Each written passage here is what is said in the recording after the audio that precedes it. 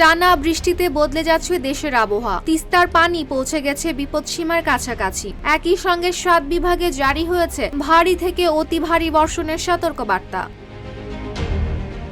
সকাল থেকে ডালিয়া পয়েন্টে তিস্তার পানি ছিল বিপদসীমার 5 সেন্টিমিটার নিচে। তবে বেলা বাড়ার সাথে সাথে পানি কিছুটা কমে বিপদসীমার 7 সেন্টিমিটার নিচে নেমে আসে। এখনো তিস্তা তীরের কিছু এলাকায় বড় ধরনের প্রভাব না পড়লেও পরিস্থিতি নজরদারিতে রাখা হয়েছে। RICL TMX, যুগের পর যুগ স্থাপনা থাকে মজবুত। তবে পানি উন্নয়ন বোর্ড জানিয়েছে, নদীর চাপ নিয়ন্ত্রণে তিস্তা ব্যারাজের 44টি জলকপাট খুলে দেওয়া হয়েছে। মাঠ পর্যায়ে সার্বক্ষণিক পরিস্থিতি পর্যবেক্ষণ করা হচ্ছে। যে কোনো পরিস্থিতি মোকাবেলায় সব ধরনের প্রস্তুতি নেওয়া হয়েছে।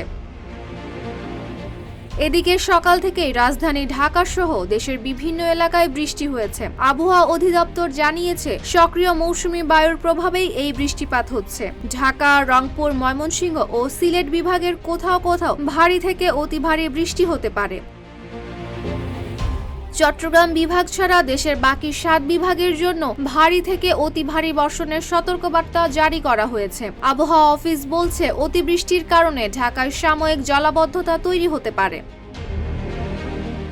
এছাড়া 23 জুলাই থেকে দেশের দক্ষিণাঞ্চল বিশেষ করে চট্টগ্রাম বিভাগে ভারী বর্ষণের সম্ভাবনা রয়েছে। সব মিলিয়ে নদী তীরবর্তী এবং নিচু এলাকার বাসিন্দাদের সতর্ক থাকার পরামর্শ দিয়েছেন সংশ্লিষ্টরা। পরিস্থিতি স্বাভাবিক থাকলেও টানা বৃষ্টি অব্যাহত থাকলে বন্যা ও জলাবদ্ধতার ঝুঁকি আরও বাড়তে পারে।